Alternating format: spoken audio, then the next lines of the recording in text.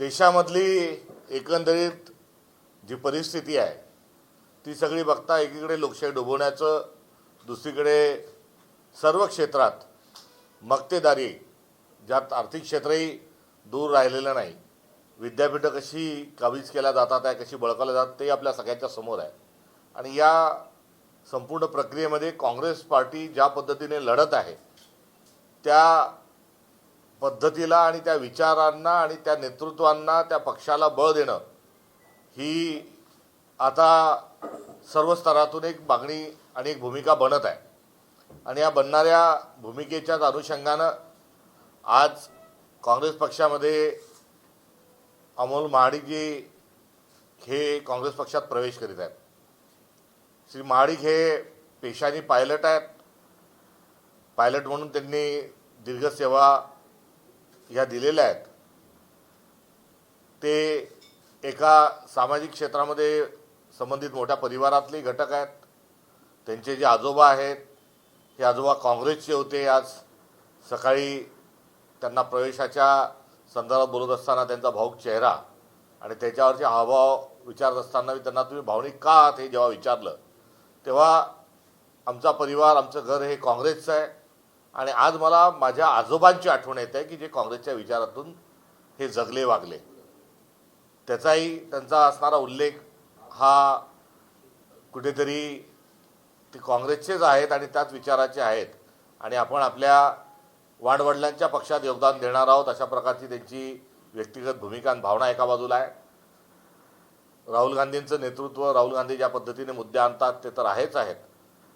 त्यांचा पक्षप्रवेशाच्या अनुषंगाने अजून एक त्याच्या निर्णयाची असलेली जी पार्श्वभूमी आहे ती आपल्याला सांगायची वाटते. त्यांच्या पत्नी ज्या आहेत ह्याही विमान कंपनीमध्ये एअर इंडियालाच होत्या आणि त्या विमानाचा जो अपघात अहमदाबादवरून जे लंडनला जाणारं जे विमान होतं त्या अपघातामध्ये त्यांच्या पत्नीचाही मृत्यू सव्वा वर्षापूर्वी हा झाला आहे. आणि पत्नीच्या मृत्यूनंतर देशाची परिस्थिती, स्वतःचा जो वैचारिक वारसा आहे तो, या सगळ्यांच्या अनुषंगानं त्यांनी आता पूर्ण वेळ काँग्रेस पक्षाचं काम करण्याचा त्यांनी जो निर्णय घेतला आहे त्या निर्णयाचं मी स्वागत करतो. त्यांच्या माध्यमातून ज्या वेगवेगळ्या आमच्या काँग्रेसच्या विंग्ज आहेत त्यातलं प्रथमतः जी प्रोफेशनल काँग्रेस म्हणून जी एक आमची विंग आहे की जे प्रोफेशनल लोक आहेत त्यांच्याशी डायलॉग आणि त्यांना पक्ष संघटनेमध्ये काम करण्याच्या अनुषंगानं जे आमच्या संघटनेची एक विंग आहे, एक जो विभाग आहे त्या विभागाच्या समन्वयाची आणि त्या विभागाचा निर्वाह करण्याची जबाबदारी आम्ही त्यांना पक्षप्रवेशाच्या नंतर या ठिकाणी देत आहोत. आणि पक्षातला असणारा जो प्रवेश आहे तो लोकशाही विचारांना बळकट करणे, युवकांचे रोजगार आणि जे वाईट आहे त्या सर्वांना त्या विरोधात लढाई लढायची आहे. मला हेही सांगू द्या की एकंदरीत विमान अपघातांच्या अनुषंगानं ते वास्तविक पाहता काँग्रेसमध्ये न येता ते एखाद्या सत्ताधारी पक्षातही जाऊ शकले असते. काही सत्ताधारी पक्षातल्या काही घटकांशी त्यांचा संबंध देखील आहे. मात्र अजितदादा पवारांसारखं एक मोठं व्यक्तिमत्व, एका पक्षाचे सर्वेसर्वा, नुसते प्रमुखच नाही, त्यांच्या विमान अपघात झाल्यानंतर त्यांचा पक्ष, त्यांच्या ज्या सरकारमधले जे घटक होते ते या संदर्भात एक शब्दही हे बोलायला तयार नाही, चौकशी करायला तयार नाही. पुरावे असताना त्यावर चर्चा कुठे होत नाही. CBI नावाला गुन्हे दाखल करून घेते, त्याचं पुढे काही होत नाही. जो अहमदाबादचा झालेला जो अपघात आहे त्या अपघाताचीच सरकार चौकशी करायला तयार नाही. त्यामुळे या विमान अपघातांच्या सर्व एक त्यांना जो भावनिक, जसा आजोबांचा एक भावनिक संदर्भ त्यांनी सांगितला तसा आता त्यांच्या परिवारातील मृत्यूनंतर एवढं सगळं असतानाही चुकीला चूक म्हटलं जात नाही, शासन कुठे होत नाही. म्हणून त्यांची कासाविस्ता जी आहे ती असणं स्वाभाविक आहे. आणि काँग्रेस पक्षच या सगळ्या जे काही स्कॅन्डल चालले आहेत या सगळ्यातून काँग्रेस पक्ष न्याय मिळवून देऊ शकतो, ही देखील एका बाजूला त्यांची असणारी भूमिका आहे. मी त्यांचा आपल्या सर्वांच्या साक्षीनं समक्ष या ठिकाणी काँग्रेस पक्षात त्यांचा प्रवेश घेत आहे.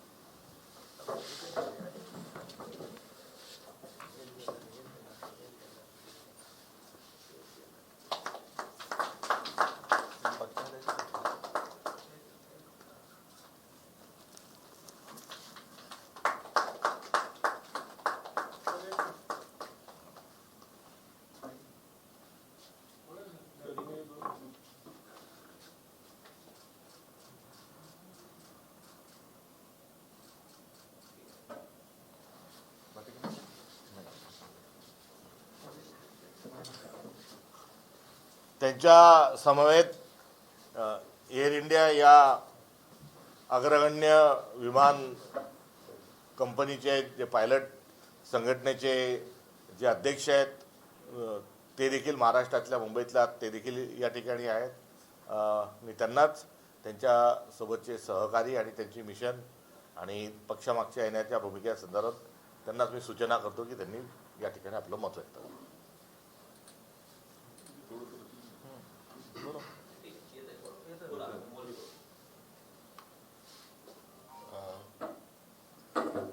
सर्वप्रथम मी कैलासवासी दत्ताजीराव तटकरे आणि माझ्या पत्नी कैलासवासी अपर्णा अमोल महाडिक यांच्या पुण्यस्मृतीला अभिवादन करतो. काँग्रेस पक्षाचे ज्येष्ठ नेत्या माननीय सोनियाजी गांधी, काँग्रेस पक्षाचे राष्ट्रीय अध्यक्ष माननीय मल्लिकार्जुन खरगेजी, लोकसभेमध्ये लीडर ऑफ ऑपोजिशन म्हणून जगभर विख्यात असलेला एक तडफदार नेतृत्व राहुलजी गांधी साहेब, प्रियंकाजी व महाराष्ट्र प्रदेश काँग्रेस कमिटीचे अध्यक्ष हर्षवर्धन सपकाळजी, सचिन सावंतजी, या सगळ्यांचं मी मनापासून आभार मानतो आणि त्यांना धन्यवाद देतो. हे सामाजिक क्षेत्रामध्ये काम करण्यासाठी ज्या क्षणाला मी त्यांना माझी इच्छा व्यक्त करून दाखवली त्याच वेळेला मला आश्वस्त करून काँग्रेस पक्षामध्ये आज जो या ठिकाणी माझा प्रवेश होतोय त्या बाबतीमध्ये मग सामाजिक चळवळ असेल, आपल्या महाराष्ट्रात व देशामध्ये होणारे विविध अपघात आणि त्याच्यातून लोकांची ज्या प्रकारे हानी होते, जाणारे जातात, त्यांचे परिवार मागे राहतात, त्यांच्या मनावरती कुठल्या पद्धतीचा परिणाम होतो हे मी स्वतः अनुभवलेलं आहे. अशा लोकांसाठी काम करण्याचा मानस मी व्यक्त केला आणि त्या अनुषंगाने आज काँग्रेस पक्षाने मला ही संधी दिलेली आहे. जो काही लढा राहुलजींनी आणि सपकाळ साहेबांनी महाराष्ट्रात नव्हे तर पूर्ण राष्ट्रभर उभा केलेला आहे, त्या लढ्यामध्ये त्यांचे हात बळकट करण्यासाठी काँग्रेस पक्ष जी काय जबाबदारी देईल ती प्रामाणिकपणे पार पाडण्याचा पूर्ण प्रयत्न माझ्याकडून निश्चितपणे होईल. धन्यवाद. तुम्ही सुनील तटकरे जे राष्ट्रवादी काँग्रेस पक्षाचे प्रदेशाध्यक्ष आहेत त्यांचे तुम्ही नातेवाईक आहात, नंतर ते स्वतः एका पक्षाचे बडे नेते आहेत, प्रदेशाध्यक्ष तुम्ही त्यांचे भाचे आहात, तर तुम्ही त्यांना सांगितलंय का खरं तर काँग्रेस पक्षामध्ये जातोय म्हणून अशी सगळी प्रक्रिया मी करतोय? माननीय सुनीलजी तटकरे हे महाराष्ट्रातल्या प्रमुख नेतृत्वांपैकी एक नेतृत्व आहे. राष्ट्रवादी काँग्रेस पक्षाचे प्रदेशाध्यक्ष म्हणून ते कार्यरत आहेत. घरातले माझे वरिष्ठ आहेत, ज्येष्ठ आहेत, माझे मामा आहेत. समाजामध्ये राजकारणाच्या माध्यमातून काम करण्याचा मानस माझा आहे हे निश्चितपणे मी त्यांना या गोष्टीची कल्पना दिलेली आहे. आणि आता सपकाळ साहेबांनी सांगितल्याप्रमाणे ज्या पद्धतीचं मिशन घेऊन मी काँग्रेस पक्षामध्ये प्रवेश करतोय त्या संदर्भामध्ये लोकांसाठी जनहितार्थ काम करत असताना तटकरे साहेबांची कुठल्याही प्रकारची हरकत असेल असं मला निश्चितपणे वाटत नाही. त्यामुळे त्यांना पूर्वकल्पना देऊनच मी हा निर्णय घेतलेला आहे. त्यांनी तुम्हाला त्यांच्या पक्षात येण्याच्या संदर्भात काही आग्रह केलेला होता का? कारण की नाही, असं आहे की मी गेली 20-21 वर्ष एअर इंडियामध्ये नोकरी करत होतो. मी काय राजकीय क्षेत्रामध्ये नव्हतो किंवा जे काही मी सामाजिक प्रोजेक्ट्स केले ते माझ्या स्तरावरती केले. कुठल्या पक्षाच्या माध्यमातून किंवा पक्षाचं सदस्यत्व घेऊन मी केलेलं नाही आहे. परंतु गेल्या वर्षी एअर इंडिया 171चा जो क्रॅश झाला आणि त्याच्यामध्ये माझ्या पत्नीचा जो दुर्दैवी मृत्यू झाला आणि त्यानंतर वर्षभर ओलांडून सुद्धा कुठल्याही पद्धतीची इन्व्हेस्टिगेशन रिपोर्ट बाहेर आलेला नाही आहे. कुठल्याही प्रकारची माहिती जे अफेक्टेड विक्टिम्स आहेत त्यांच्या परिवारांना दिली गेलेली नाही आहे आणि त्याबद्दलची असलेला जो एक साशंकता किंवा एक इमोशनल डिस्टर्बन्स किंवा एक राग जो आहे तो अर्थातच पाहायला गेलं तर अँटी एस्टॅब्लिशमेंट आहे. आणि ज्या पद्धतीचा लढा मी मगाशी सांगितल्याप्रमाणे राहुलजींनी आता नीट पेपर फुटी प्रकरणामध्ये दिल्लीमध्ये दिला आणि तशाच प्रकारचा लढा सपकाळ साहेबांनी महाराष्ट्रामध्ये दिला. काँग्रेसच्या इतर नेत्यांनीही त्याच्यामध्ये ॲक्टिव्ह सहभाग घेतला. त्याच्यातून प्रेरणा घेऊन मी हा निर्णय या ठिकाणी घेतला. अमोलजी, जसं तुम्ही म्हणालात की शहरात मात्र घरच्यांच्या मनावरती खोल जखमा होतात. तुम्हाला काय वाटतं, अहमदाबाद प्लेन क्रॅशमध्ये घातपात आहे असं काही शंका आहे? जोपर्यंत एअरक्राफ्ट इन्व्हेस्टिगेशन ब्युरोचा रिपोर्ट बाहेर येत नाही तोपर्यंत मला याविषयी भाष्य करता येणार नाही. अजूनही आम्ही सगळे पेशंटली त्या रिपोर्टचा वाट बघत आहोत. लवकरात लवकर सत्य बाहेर यावं याची आशा आणि अपेक्षा मी बाळगतो. परंतु ही विमान अपघाताची ही पहिलीच दुर्घटना नाही. यापूर्वी देखील अनेक विमान दुर्घटना झाल्या. अजित पवार जे राष्ट्रवादी काँग्रेस पक्षाचे अध्यक्ष होते, राष्ट्रीय अध्यक्ष, त्यांचा देखील विमान अपघातात मृत्यू झालेला आहे. तर ह्या सगळी ही सगळी जी परिस्थिती बघता AIBचा जो रिपोर्ट येणं अपेक्षित असतो कार्यकाळात तो येत नाहीये. कुठेतरी सरकार या सगळ्याला विलंब करत आहे का? काय नक्की याच्यामध्ये टेक्निकॅलिटीज आहे? कारण की तुम्ही स्वतः 20 वर्ष त्या सगळ्या सर्व्हिस तुम्ही केली आहे. मला असं वाटतं की जे काय खाचेखोचे आहेत, लूप होल्स ज्याला आपण म्हणतो, त्याचा पूर्ण उपयोग करून जास्तीत जास्त वेळ विलंब करून ही गोष्ट लोकांच्या मनातून किंवा जनमानसांच्या स्मरणातून निघून गेल्याच्या नंतर काहीतरी थातूरमातूर रिपोर्ट पुढे करायचा, अशा पद्धतीचं त्यांचं सध्याचं सगळं काम दिसतं. कारण जो त्यांनी प्रिलिमिनरी रिपोर्टसुद्धा काढला होता त्याच्यामध्ये त्यांनी कुठल्याही प्रकारचे डिटेल्स न देता पूर्णपणे जो आहे तो आरोप कमांडर सुमित सबरवाल यांच्यावरती केला होता की त्यांच्यामुळे विमान खाली गेलं. पण त्यात कुठल्याही पद्धती नाही आहे हे मी आधीही सांगितलेलं आहे. आणि आता जोपर्यंत रिपोर्ट येत नाही तोपर्यंत ह्याच्या पुढे आणखीन या क्षणाला तरी मी भाष्य करू शकेन. तुमचं घराणं सपकाळ साहेबांनी सांगितलं की काँग्रेस विचारसरणीचं होतं. पहिल्याच तरी काय भावना आली जेव्हा हर्षवर्धन सपकाळ तुमच्याशी रूबरू झाले? इथे मी विशेष धन्यवाद देईन मीडिया कोऑर्डिनेटर महाराष्ट्र प्रदेश काँग्रेस कमिटीचे श्रीनिवास बिक्करजी यांना. मी मागच्या महिन्यात 30 जूनला मी पहिल्यांदा इकडे भेटायला आलो होतो. तेव्हा सपकाळ साहेब ऑफिसमध्ये आहेत हे सुद्धा मला, टिळक भवनात आहेत हे सुद्धा मला माहिती नव्हतं. परंतु त्यांना भेटल्याच्या नंतर, बिक्करजींना भेटल्याच्या नंतर पहिल्या 15 मिनिटातच त्यांनी माझी भेट सपकाळ साहेबांशी घालून दिली. आणि जेव्हा माझी भेट झाली आणि ज्या पद्धतीने झाली, मला खऱ्या अर्थाने असं वाटलं की आमचं कोलाडला आधीचं घर होतं जिथे अण्णांचं वास्तव्य राहिलेलं आहे, त्या घरात मी पुन्हा परत आलो आहे, अशीच भावना माझी सपकाळ साहेबांना भेटल्याच्या नंतर होती. कोण कोण सोबत आहे? सोबत कोण कोण आलं? सर, अभिजित तिपकेच्या आंदोलनानंतर आता शिवसेनेचे नेते जे आहेत ते त्यांच्या घरी जाऊन गाठीभेटी घेतात. संजय शिरसाट असतील, बच्चू कडू असेल, चंद्रकांत खैरेंनी देखील भेटल्या. भेटीकडे कसं पाहता? मेहनत करे मुर्गा अंडा खाय फकीर.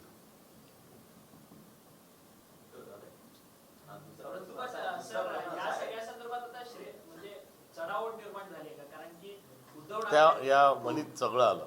पण उद्धव ठाकरेंनी अभिजित दिपकेंना आंदोलन सुरू असताना जंतर मंतरला जाऊन भेट देऊन त्यांची त्या ठिकाणी भेट घेतली. त्याच्यानंतर मात्र शिंदेचे नेते मात्र आता आंदोलन संपल्यावरती नाही, मुद्दा या एकंदरीत हा जो लढा आहे त्या लढ्यामध्ये याचा जो एल्गार आहे या मुद्द्याला घेऊन हा काँग्रेस पक्षाने राहुल गांधींनी केला आहे सर्वश्रुत आहे.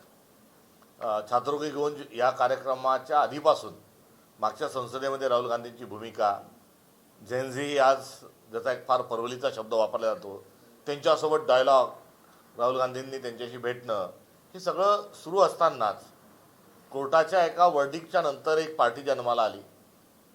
सोबतच इतरही काही अनेक संघटना संस्था तिथे त्यासोबत विचारासोबत आला आणि हा युवकांचा लढा म्हणून हा पुढे आला. आता युवकांचा लढा पुढे आल्यानंतर कोणची पार्टी काय काय कुठे कुठे हा विषय सगळा आपल्या ठिकाणी आहे. मात्र मूळ मुद्दा हा आहे की सतत लगातार कशा हा पेपर का फुटतो. जो आजार आहे तो आजार सोडून दुसरी ट्रीटमेंट मोदी करतात आहे. विषय काय की 152 वेळे पेपर का फुटले. ज्यांनी पेपर फोडले त्यांना जेलमध्ये टाका, त्यांना आरोपी करा, ते फोडणारे कोण होते त्याची नैतिक जबाबदारी स्वीकारा, राजीनामा द्या, हा असणारा एकंदरीत आशय होता. त्यासोबतच पेपर कसे फुटणार नाही याचं धोरण ठरवा हा इलाज होता. मात्र या कशावरही उपचार झाले नाही. जर पेपर फोडला तर 10 वर्षाची शिक्षा, 10 कोटीचा दंड. अरे तो पेपर फुटताच कामा नये याच्यावर चर्चा व्हायला होती, ती झाली नाही. मुलांवर अमानुष लाठी हल्ला केला, त्यांच्यावर त्या बंदुकीचा त्या ठिकाणी वापर झाला. त्या संदर्भामध्ये गृहमंत्र्यांनी माफी मागायला पाहिजे होती. ज्या पोलिसांनी बेछूट अमानुष लाठी हल्ला केला, मुलींचा विनयभंग केला, त्यांना कारवाई करून त्यांना निलंबित नव्हे तर बडतर्फ करायला पाहिजे होतं. तेही कुठे झालं नाही. म्हणजे पुन्हा पेपर फुटतो. त्याच्यातले जे कल्प्रिट आहेत ते जेलमध्ये गेले नाही. पेपर पुन्हा फुटणार नाही याची दक्षता घेण्याच्या अनुषंगाने काही झालं नाही. गृहमंत्र्यांनी माफी मागितली नाही. हा एकंदरीत मूळ विषय आहे. आणि त्यामध्ये जे विधेयक घेऊन आले त्या विधेयकाला विरोध किंवा समर्थन दोन्ही करणं यासाठी चुकीचं आहे. आणि ते हास्यास्पद यासाठी आहे की सतत बार बोलो, लगातार बोलो, झूठ बोलो असं सांगत मोदीजी जे तत्वज्ञान त्यांनी घेऊन आले होते त्याचाच पुनर्वापर या ठिकाणी कुठेतरी झाला. मूळ मुद्दा ही व्यवस्था कॅप्चर केली आहे. संघाचेच कुलगुरू बसवल्या गेलेले आहेत. संघाच्याच भाजपच्याच जवळच्या लोकांना त्यामध्ये प्रवेश मिळाला पाहिजे, त्या क्लासेसमधून पैसे आले पाहिजे. हे जे रॅकेट आहे ते रॅकेट उद्ध्वस्त करण्याच्या अनुषंगाने सरकारने काहीही केलं नाही. आणि आताही हे विधेयक मंजूर झालं म्हणजे आता काहीतरी फार चमत्कार होईल असंही अजिबात होणार नाही. या विधेयकामुळे काहीही फरक होणार नाही. कारण चोरी करणारा चोर हाच त्या परीक्षेवरचा नियंत्रक आहे आणि याच्याही पुढे तो पेपर फोडत राहील, ही असणारी एकंदर परिस्थिती आहे. त्यामुळे हा उठाव, हे निर्माण झालेलं जे वातावरण आहे, या वातावरणातून योग्य त्या निष्कर्षापर्यंत सरकारला घेऊन जाणं हे तुमचं आपलं सर्वांचं कर्तव्य आहे. त्यामुळे या पार्टीच्या या माणसाला कोण गेलं भेटलं हा विषय जरूर राजकीय दृष्टिकोनातून कुठेतरी त्याचा रिलेव्हन्स आहे. मात्र अशा निर्णायक वेळेला आपण जर चुकलो तर येणारं भविष्य आपल्याला माफ करणार नाही. विद्यार्थ्यांच्या परीक्षा फुल प्रूफ या झाल्या पाहिजे. या अनुषंगानं नियम बनवणं, कायदा बनवणं, व्यवस्था बनवणं, विकेंद्रित स्वरूपाची रचना करणं, त्या ठिकाणी चांगले लोक बसवणं हे आपल्याला सरकारकडून करून घेतलं पाहिजे. त्यामध्ये देश म्हणून आपण कुठे कमी पडतोय का हा विचार यावेळेस या सर्व वातावरण केला पाहिजे असं आम्हाला वाटतं. गेल्या काही दिवसांपासून पंतप्रधान नरेंद्र मोदी हे सेल्फी व्हिडिओज टाकून युवकांना आकर्षित करण्याचा प्रयत्न करताना पाहायला मिळतात. त्यावरती अभिजित दिपकेंनी खरं टीका केली आहे. देशाच्या भविष्यापेक्षा मोदींची त्वचा जास्त चमकते म्हणून. रात्रभर त्यांना झोप लागत नाही. त्यांना ते सतत फार डिस्टर्ब असतात आणि त्यातून त्यांना झोप येत नसल्यामुळे ते रात्री उठून व्हिडिओ बनतात असं एकंदरीत निदर्शनास येत आहे. परंतु भाजप आणि शिवसेनेमध्ये संघर्ष वाढल्याचं पाहायला मिळतं. अभिजित दिपके म्हणतात देशाच्या भविष्यापेक्षा मोदींची त्वचा चमकते म्हणून. त्याचं राज जे काही असेल नसेल ते मोदींना विचारलं पाहिजे.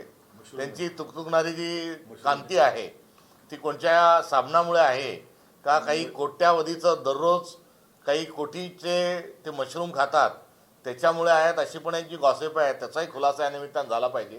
किंवा ते कोणते सौंदर्य प्रसाधनं वापरतात, त्यांचे ब्युटिशियन कोण आहे, या दृष्टिकोनातून देखील देशाला आता एक उत्सुकता निर्माण झालेली आहे. कारण न खाऊंगा न खाने दूंगा, 15 लाख हर किसी के खाते में डालूंगा, हर साल 2 करोड़ नौकरियां दूंगा, 100 स्मार्ट सिटी बनाऊंगा वगैरे वगैरे वगैरे असं सगळं जे सांगितलं त्यातलं काही न झाल्यामुळे हे अनावश्यक जे प्रश्न आहे आता हे ऐरणीवर आलेले आहेत. निदान याचं तरी समाधान मोदीजींनी करावं म्हणजे मिळवले. भाजप आणि